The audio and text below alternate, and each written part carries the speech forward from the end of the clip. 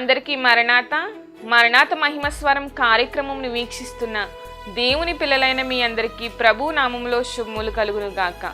ప్రతిరోజు ఇదే సమయమునకు ఈ కార్యక్రమమును వీక్షించి దైవాశీర్వాదములు పొందండి. ఇప్పుడు పాస్టర్ సామ్యూల్ సుందర్ రెడ్డి గారు దేవుని వాక్య వర్తమానమును అందిస్తారు. శ్రద్ధగా ఆలకించండి. దేవునికి స్తోత్రం. అందరికీ మరణాత. దేవుడు మనకు అనుగ్రహించిన ఈ ప్రాముఖ్యమైన సమయంలో దేవుని వాక్యాన్ని ధ్యానించుకుందాము. ముందుగా పరిశుద్ధ గ్రంథంలో నుండి వాక్య భాగాన్ని చదువుకుందాము.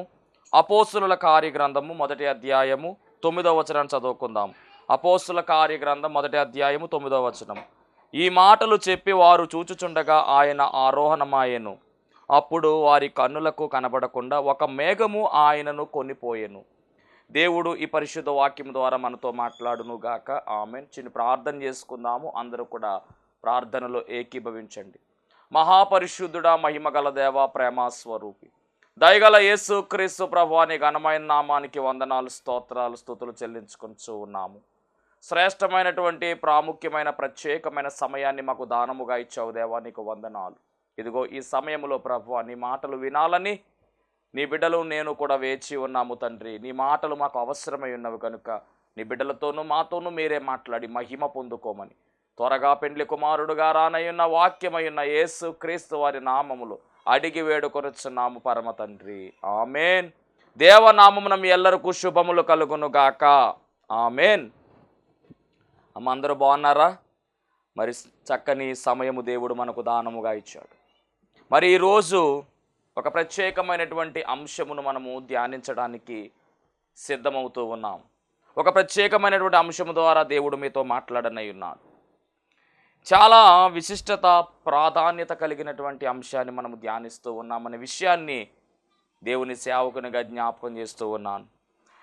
ఇక్కడ చదవబడినటువంటి వాక్య భాగాన్ని మనం పరిశీలన చేసినట్లయితే అపోస్తుల కార్యగ్రంథము 1వ అధ్యాయము 9వ వచనంలో రాయబడినటువంటి మాట. ఈ మాటలు చెప్పి వారు చూచుచుండగా ఆయన ఆరోహణమాయెను. యేసుక్రీస్తు ప్రభు వారి యొక్క ఆరోహణము గురించినటువంటి వచనాన్ని మనం చదివి ఉన్నాం. యేసుక్రీస్తు ప్రభు వారు ఏ విధముగా ఆరోహణమయ్యారు అనేటటువంటి వృత్తాంతాన్ని ఈరోజు మనము ధ్యానించవలసిన వారమై ఉన్నాం. దేవునికి మహిమ కలుగునుగాక. యేసుక్రీస్తు ప్రభు వారి యొక్క ఆరోహణము చాలా అద్భుతమైనటువంటి ఆరోహణముగా మనము చూడవచ్చు. లూకాసు వార్త 24వ అధ్యాయము 50 నుంచి 53 వచనాలు మనం పరిశీలన చేసినట్లయితే అక్కడ యేసుక్రీస్తు ప్రభువారి యొక్క ఆరోహణం గురించి మరి లూకా భక్తుడు, అలాగే ఇక్కడ అపోస్తుల కార్యగ్రంథము రాసినది కూడా భక్తుడైనటువంటి లూకా, ఇక్కడ కొంచెం విఫలముగా మనకు కనబడుతూ ఉంది. ఏమిటి అంటే, ఆయన బేతనియా వరకు వారిని తీసుకుని పోయి చేతులెత్తి వారిని ఆశీర్వదించెను. వారిని ఆశీర్వదించుచుండగా ఆయన వారిలో నుండి ప్రత్యేకింపబడి పరలోకమునకు ఆరోహణుడాయెను అని రాయబడింది. ఎంత అద్భుతమైనటువంటి మాట ఇది. అంటే ఆరోహణము అనేటటువంటి ఈ కాన్సెప్ట్ ఏదైతే ఉందో ప్రతి క్రైస్తవుడు కూడా దీని గురించి చాలా జాగ్రత్తగా గమనించాలి, తెలుసుకోవాలి, నేర్చుకోవాలి. ఎందుకు అంటే కనుక ఇది జరిగిపోయినటువంటి ఆరోహణము, జరగవలసినటువంటి ఆరోహణం ఒకటి ఉంది. దానిని ఏమన్నారు అంటే కనుక వధువు సంఘ ఆరోహణ అన్నారు.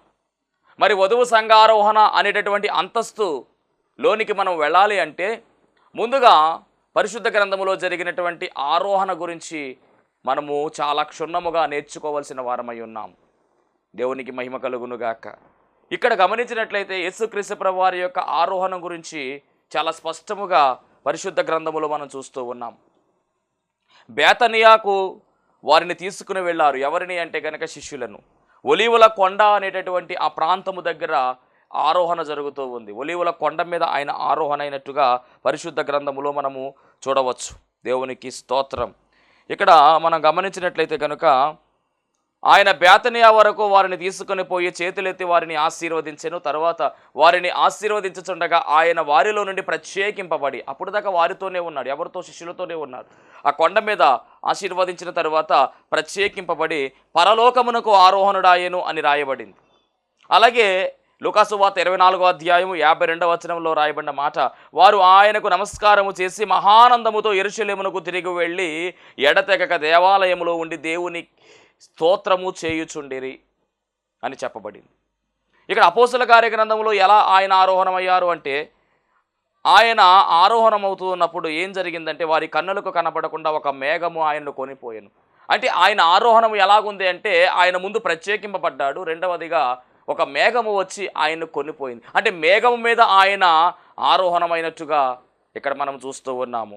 అంటే మేఘమే మరి ఒక సాధనంగా మారినట్టుగా ఆ మేఘం మీదే ఆయన పరలోకానికి ఆరోహణమైనట్టుగా ఇక్కడ వాక్య భాగంలో మనము చాలా స్పష్టంగా చూస్తూ ఉన్నాం.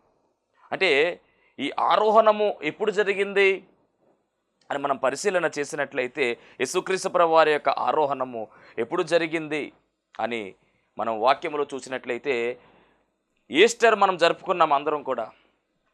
గత నెలలో 20వ తారీఖున ఈస్టర్ జరిగింది. ఆ రోజు మొదలుకొని ఈ రోజు వరకు మనం లెక్క పెట్టినట్లయితే ఈరోజు 40వ రోజు. అంటే యేసుక్రీస్తు ప్రభువు వారు శిలువ యజ్ఞయాగము శుక్రవారం జరిగింది, గుడ్ ఫ్రైడే రోజున. ఆయన 3వ రోజున ఆదివారము, పరిశుద్ధ వారముగా పిలువబడుతున్నటువంటి ఆదివారమున ఆయన తిరిగి లేచాడు. దాన్ని పునరుద్ధాన దినం అన్నారు. దాన్ని ఈస్టర్ పండగ మనం జరుపుకొని ఉన్నాం. ఆ రోజు మొదలుపెట్టి ఈ రోజు వరకు సరిగ్గా 40వ రోజు. కాబట్టి ఈ రోజుకున్నటువంటి ప్రత్యేకత ఏమిటి అంటే కనుక, ఈరోజు మరి గురువారం అవుతూ ఉంది. ఈ రోజున ఆయన ప్రత్యేకముగా మరి ఆరోహణమైనట్టుగా మనము చూస్తూ ఉన్నాము. అంటే యేసుక్రీస్తు ప్రభువు వారు తిరిగి లేచిన తరువాత ఆయన మరణించారు, మరలా తిరిగి లేచారు. గమనించండి, మరణములను విరిచారు, మరణాన్ని గెలిచాడు. ఆయన సమాధికే సమాధిని చేసినట్టుగా మనం చూస్తూ ఉన్నాం. దేవునికి మహిమ కలుగునుగాక. మరణాన్ని గెలిచి మరణములను విరిచి మన పాపమునంతటినీ కూడా తీసివేసి మనల్ని పరిశుద్ధులుగా మలచివేసినటువంటి గొప్ప మహనీయుడు, మహధీరుడు ఎవరు అంటే యేసుక్రీస్తు ప్రభువు వారు. మరి జయము వచ్చినటువంటి ఆ రోజు అనగా ఈస్టర్ రోజు మొదలుకొని ఈ రోజు వరకు లెక్క పెట్టుకుంటే 40 రోజులు అవుతూ ఉంది. ఈ 40వ రోజున ఆయన ఒలీవల కొండ దగ్గర, బేతనియా ప్రాంతంలో ఒలీవల వనబడమన్నటువంటి ఆ కొండ మీద ఆయన మరి శిష్యులు చూస్తూ ఉండగానే ప్రత్యేకింపబడి మేఘం మీద ఆయన ఆరోహణమైనట్టుగా రాయబడింది. దేవునికి స్తోత్రం. అంటే యేసుక్రీస్తు ప్రభువు వారి యొక్క ఆరోహణం గురించినటువంటి చరిత్ర మనకి ఇక్కడ కనపడుతూ ఉంది. చాలా అద్భుతమైనటువంటి విషయం. యేసుక్రీస్తు ప్రభువు వారు మరి తిరిగి లేచిన తర్వాత అనగా ఈస్టర్ దినం మొదలుకొని దాదాపుగా 40 దినములు ఆయన భూసంచారము చేసి ఆయన ఏమి చేశారు అనేటటువంటి మాటను కూడా మనం ఆలోచన చేస్తే, పునరుద్ధాన దినం మొదలుకు 40 దినాలు ఆయన భూసంచారం చేసి ఆయన చేసినటువంటి పని అపోస్తుల కార్యాలు 1వ అధ్యాయము 3వ వచనాన్ని మనం చూసినట్లయితే, ఆయన శ్రమపడిన తర్వాత 40 దినముల వరకు వారికి అగ్గుపడుచు దేవుని రాజ్య విషయములను గూర్చి బోధించుచు అనేక ప్రమాణములను చూపి వారికి తన్ను తాను సజీవునిగా కనుపరుచుకొనెను. ఎంత అద్భుతమైనటువంటి మాట. ఆ 40 దినములు ఆయన ఏమి చేశారు అంటే కనుక అనేక ప్రమాణములను చూపిస్తూ దేవుని రాజ్య విషయములను గూర్చి బోధించుచు అనేక ప్రమాణములను చూపించుచు వారికి తన్ను తాను సజీవునిగా కనపరుచుకుని వారిని బలపరిచినట్టుగా, వారిని ధైర్యపరిచినట్టుగా మనం చూస్తూ ఉన్నాం. ఆయన మొట్టమొదటిగా తిరిగి లేచిన తర్వాత మొట్టమొదటిగా కనబడింది మగ్దలేనే మరియకు. ఆ తరువాత మనం గమనించినట్లయితే కనుక కొంతమంది స్త్రీలకు ఎమ్మయి అనేటటువంటి ప్రాంతానికి వెళుతున్నటువంటి 2 శిష్యులకు కనపడినట్టుగా, పేతురుకు కనపడినట్టుగా అక్కడి నుంచి మనం గమనిస్తే కనుక ఆయన దాదాపుగా 11 పర్యాయములు 11 మార్లు మరి ఆయా వ్యక్తులకు ఆయా రీతులుగా ఆయన కనపడి వారిని ధైర్యపరిచి అవిశ్వాసంలో ఉన్నటువంటి వారిని, అవిశ్వాసులుగా మారుతున్నటువంటి వారిని విశ్వాసంలోనికి నడిపించి విశ్వాసమందు స్థిరమైనటువంటి పాత్రలుగా వారిని మరి ఈ 40 రోజులు కూడా మలిచినట్టుగా, వారిని స్థిరపరిచినట్టుగా మనము చూస్తూ ఉన్నాము. అలా చేసి ఆయన సరిగా ఇదే రోజు అనగా 40వ రోజున ఆయన మరి ఆరోహణమైనట్టుగా పరిశుద్ధ గ్రంథమైన బైబిల్ గ్రంథములో మనకు చాలా స్పష్టముగా కనబడుతూ ఉంది. దేవునికి మహిమ కలుగును గాక. ఆయన ఆరోహణమైనటువంటి ఆ ప్రాంతం మనం పరిశీలన చేసినట్లయితే ఒలీవల కొండ అనేటటువంటి ఆ యొక్క ప్రదేశంలో ఆయన ఆరోహణమయ్యారు. అలాగే పరిశుద్ధ గ్రంథములో మరి ఆరోహణము అనేటటువంటి క్రమము ఒకటి ఉంది, ఇది గమనించాలి. పరిశుద్ధ గ్రంథములో యేసుక్రీస్తు ప్రభువు వారు మాత్రమే ఆరోహణమయ్యారా, ఇంకను ఎవరైనా ఆరోహణమయ్యారా అనేటటువంటి మనం ఆలోచన చేసినట్లయితే పరిశుద్ధ గ్రంథములో మరొక 2 ఉన్నారు ఆరోహణమైనటువంటి వారు. వారిలో మొట్టమొదటిగా ఆరోహణము అనేటటువంటి అంతస్తు దేవుడు ఎవరికి ఇచ్చారు అంటే, పరిశుద్ధ గ్రంథములో పితరుల కాలములో ఆరోహణమైనటువంటి వ్యక్తి ఉన్నారు. అలాగే ప్రవక్తల కాలములో ఆరోహణమైనటువంటి వ్యక్తి ఉన్నారు పాత నిబంధనలో. క్రొత్త నిబంధనలో గమనించినట్లయితే యేసుక్రీస్తు ప్రభువు వారు ఆరోహణమయ్యారు. అంటే 3 ఆరోహణలు మనకు పరిశుద్ధ గ్రంథంలో మనము చూస్తూ ఉన్నాం. ఆయా కాలములలో ఆయా వ్యక్తులు ఆరోహణమైనటువంటి స్థితి మనకు కనబడుతూ ఉంది. పరిశుద్ధ గ్రంథంలో చాలామంది వ్యక్తులు ఉన్నారు. పరిశుద్ధ గ్రంథంలో భక్తులు ఉన్నారు, విశ్వాస వీరులు ఉన్నారు, ధీరులు ఉన్నారు, దేవునికి నచ్చిన వారు ఉన్నారు, దేవునికి నచ్చే విధముగా జీవించినటువంటి వారు కూడా పరిశుద్ధ గ్రంథంలో ఉన్నారు. కానీ ఎవరికీ లేనటువంటి భాగ్యము, ఎనలేని భాగ్యము, కనలేని భాగ్యము పొందుకున్నటువంటి వ్యక్తులు, ఆరోహణ అనేటటువంటి క్రమంలోనికి వెళ్ళిన వ్యక్తులు ఎవరు అంటే మొట్టమొదటిగా హానోకు, రెండవదిగా ఏలియా, తరువాత మనం గమనించినట్లయితే నూతన నిబంధన గ్రంథంలో యేసుక్రీస్తు ప్రభువారు. ఎందుకు హానోకే ఆరోహణం అవ్వాల్సి వచ్చింది? ఎందుకు ఏలియాకు దేవుడు ఆరోహణం అనేటువంటి భాగ్యం ఇచ్చాడు అని మనం పరిశీలన చేస్తే, హానోకు యొక్క జీవితము అద్భుతమైనటువంటి జీవితం. హానోకు యొక్క జీవన విధానము మహా అద్భుతమైనటువంటి జీవన విధానం అనే విషయాన్ని కూడా దేవుని పనివాడిగా మీకు జ్ఞాపకం చేస్తూ ఉన్నాను. ఎందుకు అంటే కనుక పరిశుద్ధ గ్రంథములో దేవుడు మొట్టమొదటిగా ఆదామును నిర్మించినట్టుగా, ఆదాములో నుంచి అవ్వమ్మను ఏర్పాటు చేసినట్టుగా, వారిరువురికి దేవుడు మహిమదేహాలను దానముగా ఇచ్చినట్టుగా మనము చూస్తూ ఉన్నాం. పితరుల కాలంలో ఆరోహణమైనటువంటి హానోకు యొక్క చరిత్ర అద్భుతమైనటువంటి చరిత్ర అనే విషయాన్ని మీకు తెలియజేస్తూ ఉన్నాను. మరి ఆదాము అవ్వమ్మలు చేసినటువంటి ఆ యొక్క తప్పిదం, దేవుడు ఇచ్చినటువంటి ఆజ్ఞను అతిక్రమించడం ద్వారా పాపము వచ్చింది. తరువాత వారి తరం తర్వాత గమనించినట్లయితే తొలి సంతానముగా వచ్చినటువంటి బిడ్డలు అనగా హేబేలు, కయీను పెద్దవాడు, హేబేలు చిన్నవాడు. వారి తప్పు ఏమిటి అంటే కనుక కయీను హేబేలును చంపడం, నరహత్య అనేటటువంటి పాపము అక్కడ మొదలైంది. తరాలు మనం గమనించినట్లయితే కనుక మరి ఎవరు కూడా పర్ఫెక్ట్గా లేరు.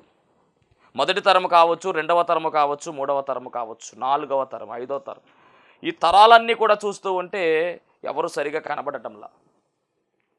కానీ గమనించాలి, దేవుని జనాంగమా, 7వ తరానికి చెందినటువంటి వాడు ఈ హానోకు.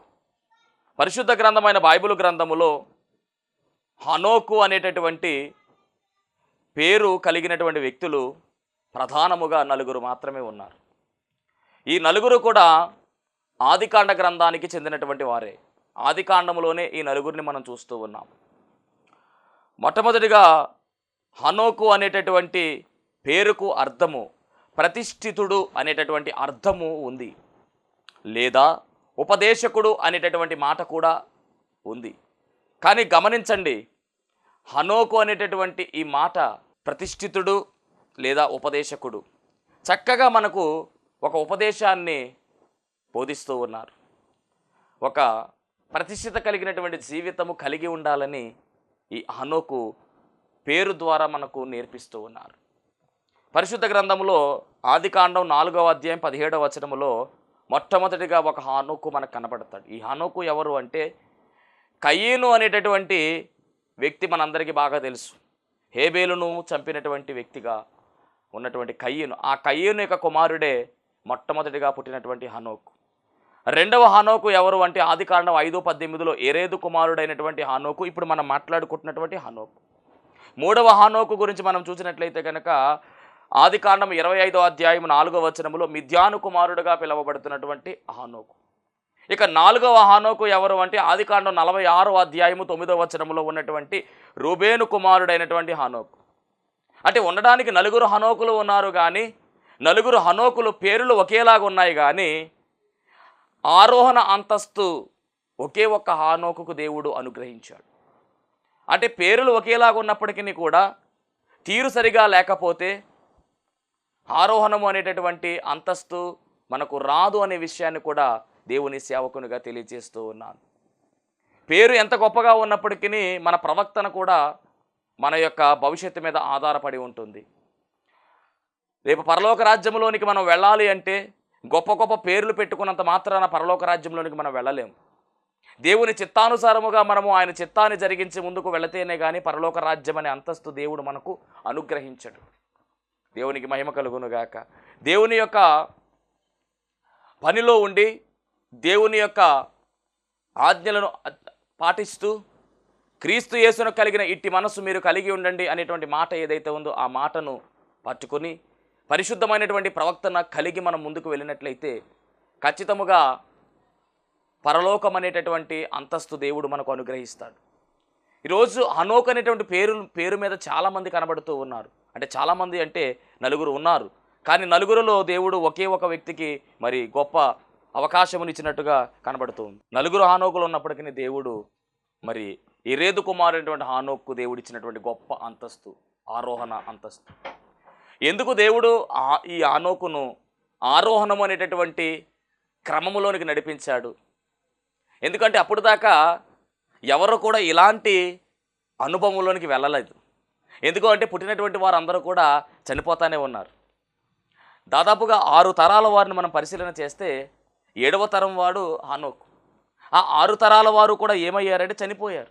పరిశుద్ధ గ్రంథంలో మనం గమనించినట్లయితే మొట్టమొదటిగా మరి ఆదాము నుంచే చూసినట్లయితే ఆదికాండం 5వ అధ్యాయము 5వ వచనము, ఆదాము బ్రతికిన దినములన్నీ 930 ఏండ్లు, అప్పుడు అతడు మృతి పొందెను.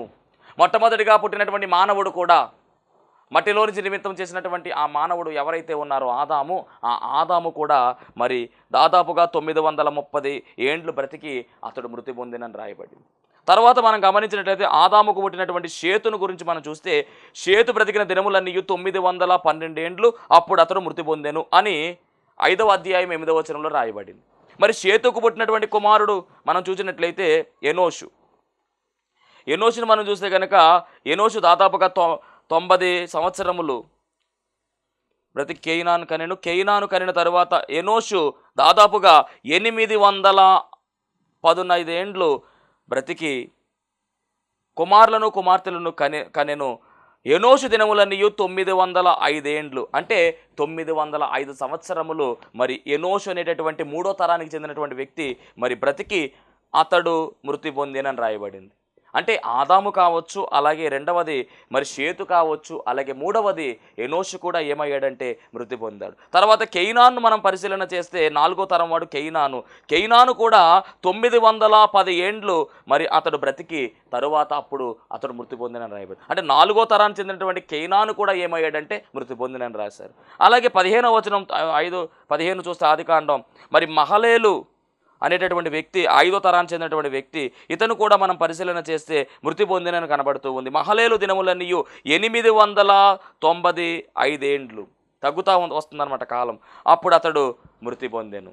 అలాగే 6వ తరానికి చెందినటువంటి వ్యక్తి ఎవరు అంటే ఎరేదు దాదాపుగా మనం పరిశీలన చేసినట్లయితే కనుక 962 ఏండ్లు బ్రతికేను, అప్పుడు అతడు మృతి పొందెను. ఇది 6వ తరానికి చెందినటువంటి హెరోదు. మరి హెరేదు యొక్క కుమారుడే మనం మాట్లాడుకుంటున్నటువంటి హనోక్. ఈ హనోకును మనం పరిశీలన చేస్తే మరి వీళ్ళ పై తరాల వారందరూ కూడా మృతి పొందినట్టుగా మనకు కనబడుతుంది పరిశుద్ధ గ్రంథమైన బైబిల్ గ్రంథములో. కానీ హనోకు దగ్గరికి వస్తులోకి ఏం జరిగిందో ఒకసారి ఆ వచనాలు మీకు చదువుతాను, చాలా జాగ్రత్తగా గమనించండి. ఆదికాండం 5వ అధ్యాయం 21వ వచనం. పరిశుద్ధ గ్రంథాలు ఉన్నటువంటి వారందరూ కూడా దయచేసి మరి తెరచి చూడండి. బెరియా సంఘస్థులంట పౌలు గారు బోధిస్తూ ఉంటే ఆ బోధ ఆ విధముగా ఉన్నదో లేదో, వాక్యము ఆ విధముగా ఉన్నదో లేదో, ఈ విషయాలన్నీ కూడా వారు తెరచి చూసేవారంట, వాళ్ళు ధ్యానించేవారంటండి. మనం కూడా అలాగే ఉండాలి. బెరియా సంఘస్థుల వలె మనం కూడా విషయాలను ధ్యానించాలి. పరిశుద్ధ గ్రంథములో ఆ విషయం ఉందా లేదన్నది మనం తెలుసుకోవాలంటే మీరందరూ కూడా ఏం చేయాలి? వాక్యం ప్రకటన జరుగుతూ ఉన్నప్పుడు వినడం కాదు, ముందు పరిశుద్ధ గ్రంథాలను తెరచి అప్పుడు వినాలి. దేవునికి స్తోత్రం. చదువుకుందాం. ఆదికాండం 5వ అధ్యాయము 21వ వచనం నుంచి చదువుతున్నాను, జాగ్రత్తగా చూడండి. హనోకు 65 ఏండ్లు బ్రతికి మెతూషెలను కనెను. హనోకు మెతూషెలను కనిన తరువాత 300 ఏండ్లు దేవునితో నడుచుచు కుమారులను కుమార్తెలను కనెను. అంటే దేవునితో నడుచుచు 300 సంవత్సరములు దేవునితో నడిచినటువంటి అనుభవము హనోకులో ఉంది. ఎంత గొప్ప ధన్యత! కుమారులను కుమార్తెలను కనెను. హనోకు దినములన్నీ 365 ఏండ్లు, అంటే 365 సంవత్సరాలు హనోకు మరి జీవించినట్టుగా మనం చూస్తున్నాం. ఈ 365 సంవత్సరాలలో 65 సంవత్సరాలు ఆయన ఉన్నటువంటి విధానము ఒక విధానం అయితే, మిగిలినటువంటి 300 ఏండ్లు కూడా దేవునితో నడిచినట్టుగా, దేవునితో నడిచినట్టుగా ఇక్కడ హనోకులో కొత్త అనుభవాన్ని మనం నేర్చుకుంటూ ఉన్నాం. అంతకు ముందున్నటువంటి తరాల వారి విషయాన్ని చూస్తే వారు నడిచారా దేవునితో అంటే దేవునితో నడిచినటువంటి వారుగా వారు లేరండి. ఇది గమనించాలి. దేవునితో నడిచేటటువంటి అనుభవము మనం కలిగి ఉండాలి. హానోకు యొక్క ఆరోహణానికి గల కారణం ఏమిటంటే, ఆయన మృతి పొందకుండా వెళ్ళిపోవడానికి గల కారణం ఏమిటి అంటే, దేవుడు ఆరోహణం అనేటటువంటి అంతస్తు ఎందుకు ఇచ్చాడు అంటే, మొదటిగా మనం గమనించాలి, దేవునితో నడిచే అనుభవము ఇతనిలో ఉందని చాలా స్పష్టంగా మనకు కనబడుతూ ఉంది. దేవునితో నడిచేటటువంటి అనుభవము ఉన్నటువంటి ఈ హానోకంట దాదాపుగా 300 సంవత్సరములు దేవునితో నడిచినట్టుగా 300 సంవత్సరములు దేవునితో నడిచినట్టుగా మనం చూస్తూ ఉన్నాం. హానోకు దినములు ఎన్ని అంటే కనుక 365 ఏండ్లు. హానోకు దేవునితో నడిచిన తరువాత దేవుడు అతని తీసుకొని పోయాను గనుక అతడు లేకపోయాను. ప్రతి ఒక్కరి జీవితంలో ఇక్కడ మనం చూసినట్లయితే మృతి పొందెను అని రాయబడింది. కానీ హానోకు జీవితంలో ఆ మాట ఎక్కడ కనబడడం లేదు. ఏమి కనబడుతుంది అంటే కనుక దేవునితో నడిచిన తరువాత దేవుడు అతన్ని తీసుకొని పోయాను గనుక అతడు లేకపోయాను. ఎంత గొప్ప ధన్యత ఇది! ఆరోహణ అంతస్తులోనికి ఆయన వెళ్ళిపోయాడు. ఆరోహణ అంతస్తులోనికి ఆయన చేరుకున్నాడు. మొట్టమొదటిగా పితరుల కాలములో ఆదికాండ గ్రంథములోనే ఆరోహణం అనేది మొదలైపోయింది. తరువాత క్రమాన్ని మనం చూసినట్లయితే కనుక ప్రకటన గ్రంథం వరకు కూడా ఈ ఆరోహణం గురించి ప్రస్తావన కనపడుతూ ఉంది. అంటే ఆరోహణం అనేటటువంటిది చాలా ప్రాముఖ్యమైనది. ఆరోహణ అంతస్తు లోనికి మనం అందరము కూడా వెళ్ళవలసిన వారమై ఉన్నాము. జరగవలసినటువంటి ఆరోహణం గురించి మనము తెలుసుకోవాలి అంటే ముందుగా జరిగినటువంటి ఆరోహణం గురించి మనము తెలుసుకోవలసిన వారమై ఉన్నాము. ఇక్కడ పాత నిబంధన గ్రంథములో కావచ్చు, కొత్త నిబంధన గ్రంథంలో కావచ్చు, జరిగినటువంటి ఆరోహణలన్నీ కూడా మనం విశ్లేషించుకోగలిగితే రేపు రాబోతున్నటువంటి ఆరోహణం గురించి మనము బాగుగా ఎరిగిన వారమై ఉంటాము. ఎందుకంటే రాబోతున్నటువంటి ఆ ఆరోహణ క్రమం ఏదైతే ఉన్నదో దానిలోనికి మనం అందరము కూడా చేరువవ్వాలి. దానిని వధువు సంఘము యొక్క ఆరోహణము, సార్వత్రిక సంఘము యొక్క ఆరోహణము అని పిలుస్తూ ఉన్నారు. వధువు సంఘ ఆరోహణలో మనము కూడా వధువుల వలె ఉంటేనే ఆరోహణములోనికి మనం వెళ్ళగలము. వధువు సిద్ధపాటు కలిగి మనం ఉన్నట్లయితేనే ఆరోహణ అంతస్తులోనికి మనం వెళ్ళగలము. ఒకవేళ పొరపాటున ఆరోహణ అంతస్తు కనుక మిస్ అయినట్లయితే చాలా ఇబ్బంది అనే విషయాన్ని కూడా మరి దేవుని సేవకునిగా మీకు తెలియచేస్తూ ఉన్నాను. దేవునికి మహిమ కలుగును గాక. కాబట్టి ఆరోహణము అనేటటువంటి అంతస్తులోనికి మనమందరము కూడా వెళ్ళాలి. వధువు సంఘారోహణ త్వరగా జరగనయ్యున్నది. ఆయన త్వరగా రానయ్యున్నాడు. ఇదిగో నిన్ను త్వరగా వచ్చుచున్నాను అని మరి పరిశుద్ధ గ్రంథములో, ప్రకటన గ్రంథములో మనము చూస్తూ ఉన్నాము. ప్రకటన గ్రంథము మన చివరి అధ్యాయములు చూసినట్లయితే 3 పర్యాయాలు ఈ మాట మనకు కనబడుతూ ఉంది. ఇదిగో నేను త్వరగా వచ్చుచున్నాను అనేటువంటి మాట. కాబట్టి ఈ మాటను మనం ఆలోచన చేస్తూ మరి సిద్ధపాటు లేకుండా మరి ఎగిరి మేఘము ఎక్కలేము. సిద్ధపాటు లేకుండా పరలోక రాజ్యంలోనికి మనం వెళ్ళలేము. ఆయనైతే మటుకి త్వరగా వచ్చుచున్నాను అని చెప్తూ ఉన్నారు. కాబట్టి మనము కూడా ఎలాగుండాలి అంటే సిద్ధపాటు కలిగి మనం ముందుకు వెళ్ళవలసిన వారమై ఉన్నాము. 7వ వచనాన్ని చూస్తే కనుక 22వ అధ్యాయ ప్రకటన గ్రంథము, ఇదిగో నేను త్వరగా వచ్చుచున్నాను అనేటువంటి మాట మనకు కనబడుతూ ఉంది. దాదాపుగా మరి అధ్యాయములో 3 పర్యాయాలు నేను త్వరగా వచ్చుచున్నాను అనే మాట ఆయన రాయడం జరిగింది. దేవునికి మహిమ కలుగును గాక. మరి అలాంటి అంతస్తు ప్రకటన గ్రంథములోనే మనం చూసినట్లయితే ఆదికాండ గ్రంథములోనే మొట్టమొదటిగా ఇలాంటి అంతస్తులోనికి హానోకు వెళ్ళినట్టుగా, ఆదాం మొదలుకొని హానోకు యొక్క తరము ఎన్నో తరం అంటే 7వ తరమని మనం మాట్లాడుకున్నాం.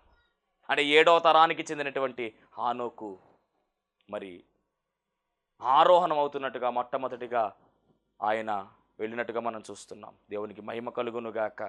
మరి ఈ యొక్క హానోకుకు ఈ అంతస్తు రావడానికి మూలమైనటువంటి కారణం ఏమిటంటే దేవునితో హానోకు నడిచినటువంటి అనుభవమే. దేవునితో నడిచిన తరువాత అని చాలా స్పష్టముగా ఇక్కడ 24వ వచనంలో స్పష్టంగా ఉంది. ఆదికాండం 5వ అధ్యాయము 24వ వచనం చూస్తే హనోకు దేవునితో నడిచిన తరువాత దేవుడు అతన్ని తీసుకొని పోయాను గనుక అతడు లేకపోయాను. అంటే దేవునితో నడిచే అనుభవం ఉంటేనే ఆరోహణ అంతస్తులోనికి మనం వెళ్ళగలం. అంటే యేసుక్రీస్తు ప్రభువు వారి యొక్క 2వ రాకడ ఏదైతే ఉన్నదో ఆ రాకడలో మనం అందరము కూడా ఏమవుతామంటే ఆరోహణ అంతస్తులోనికి వెళతాం. ఆరోహణము అనగా ఇక్కడి నుంచి కింద నుంచి పైకి వెళ్ళేటటువంటి అనుభవం, ఎత్తబడేటటువంటి అనుభవము, ఎత్తబడేటటువంటి సంఘములో మనం ఉండాలి, ఎత్తబడేటటువంటి గుంపులో మనం ఉండాలి. విడవబడేటటువంటి గుంపులోనికి మనము వెళ్ళడానికి వీలే లేదు. గమనించండి, ఎట్టి పరిస్థితుల్లో కూడా మనము విడవబడకూడదు, ఎత్తబడాలి అంతే. గమనించండి, ఆయన రాకైనా జరుగుతుంది, మన పోకైనా జరుగుతుంది. కానీ ఏది జరిగినప్పటికీ కూడా మనము ఎత్తబడేటటువంటి అంతస్తులోనికే ఉండాలి.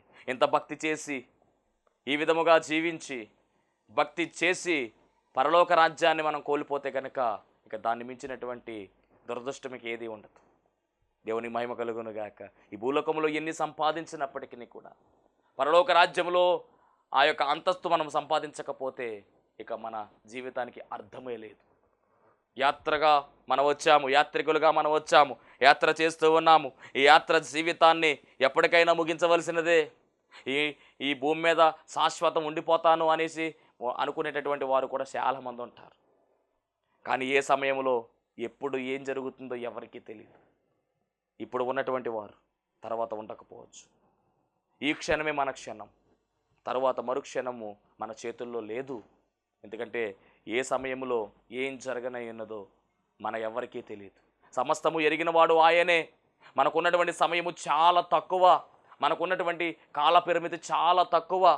కాబట్టి సమయం ఉండగానే మనము ఆ యొక్క దేవుని యొక్క కృపలో మనమందరం కూడా వర్ధిల్లుతూ పరలోక రాజ్యానికి వెళ్ళేటటువంటి ఆ యొక్క అంతస్తును మనము సంపాదించుకోవాలి. మహోన్నతుడానికి వందనాలు, స్తోత్రాలు, స్తుతులు చెల్లించుకొనుచున్నాము. శ్రేష్టమైనటువంటి ఈ సమయంలో ప్రభువా, హానోకు ఏ విధముగా ఎత్తబడ్డాడు, హానోకు ఏ విధముగా ఆరోహణమయ్యాడు, ఏలియా ఏ విధముగా ఆరోహణమయ్యాడు, అలాగే యేసయ్య మీరే విధముగా ఆరోహణమయ్యారు నాయన, ఈ విషయాలన్నీ మీరు మాతో మాట్లాడి ఉన్నారు. మేము కూడా ప్రభువా నాయన ఆరోహణమనే అంతస్తులోనికి వెళ్ళడానికి మీరు కృప చూపించుమని, దీవించి ఆశీర్వదించుమని ప్రభువా, నీ బిడ్డల జీవితాల్లో ఉన్నటువంటి బాధలు, బలహీనతలు, ఇబ్బందులు, ఇరుకులు అన్ని తొలగించి వేసి సంపూర్ణమైన నీ కార్యాన్ని ప్రభువా నీ బిడ్డల పట్ల జరిగించి మహిమ పొందుకోమని త్వరగా పెండ్లి కుమారుడుగా రానయ్యున్న యేసు క్రీస్తు వారి నామములో అడిగి వేడుకొనుచున్నాం పరమ తండ్రి, ఆమేన్. అందరికీ మరణాత. దేవునికి స్తోత్రం. అందరికీ వందన మరణ తెలియజేస్తున్నాను. మరణాత మహిమస్వరం అనే ఆధ్యాత్మిక కార్యక్రమాన్ని వీక్షిస్తున్న మీ అందరికీ కూడా మరొక పర్యాయము ప్రభు పేర వందన మరణ తెలియజేస్తూ ఉన్నాను. మరి ఈ కార్యక్రమము ఎంతో ఆశీర్వాదంగా ఉందని, ఈ కార్యక్రమం ద్వారా ఎన్నో మేలు పొందుకున్నామని మరి మీరు అందరూ కూడా ఫోన్ కాల్ చేస్తూ ఉన్నారు. చాలా సంతోషము. ఎన్నో అద్భుత ఆశ్చర్యకార్యాలు దేవాదేవుడు ఈ కార్యక్రమం ద్వారా జరిగిస్తూ ఉన్నారు.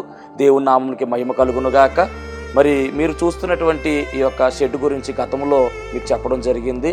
యజమానుడు మరి దీన్ని బేరం పెట్టారని చెప్పేసి, దీన్ని తీసుకుంటే ఇక్కడ ఆరాధన జరుగుతుంది, లేకపోతే మనం బయటికి వెళ్ళాలనేటువంటి పరిస్థితిని మీకు చెప్పినందుకు చాలామంది మరి సహకరించారు. కొంతమంది మరి అమౌంట్ పంపించడం జరిగింది, అలాగే ప్రార్థన చేయడం జరిగింది. దేవుని మహాకృపను బట్టి పంపించినటువంటి కొంత అమౌంట్ మరి యజమానుడికి కట్టడం జరిగింది. ఇంకా చాలా అమౌంట్ మనము వారికి ఇవ్వాల్సి ఉంది. కనుక మరి ఈ కార్యక్రమాన్ని వీక్షిస్తున్నటువంటి మీకు ఎవరికైనా కనుక ప్రేరేపణ కలిగినట్లయితే కనుక మరి మీ వంతు సహకారాన్ని అందించండి. ఈ దేని సేవకునికి మీ యొక్క సహకారం అందించి ఈ సేవను మరి ముందుకు వెళ్ళేలాగా సహకరించవలసిందిగా ప్రభు పేరు తెలియజేస్తూ ఉన్నాను. మీకు ఎవరికైనా కనుక మరి ప్రేరేపణ కలిగినట్లయితే కనుక స్క్రీన్ మీద కనపడుతున్నటువంటి ఆ నెంబర్కి ఫోన్పే చేయండి, లేదా ఫోన్ చేసినట్లయితే కనుక నేనే స్వయంగా మాట్లాడతాను. మీ సహకారాన్ని అందించండి. ప్రభు పనిలో మీరు కూడా పాలి భాగస్తులు కావాల్సిందిగా ప్రభు పేరు తెలియజేస్తున్నాను. అందరికీ మరణాత.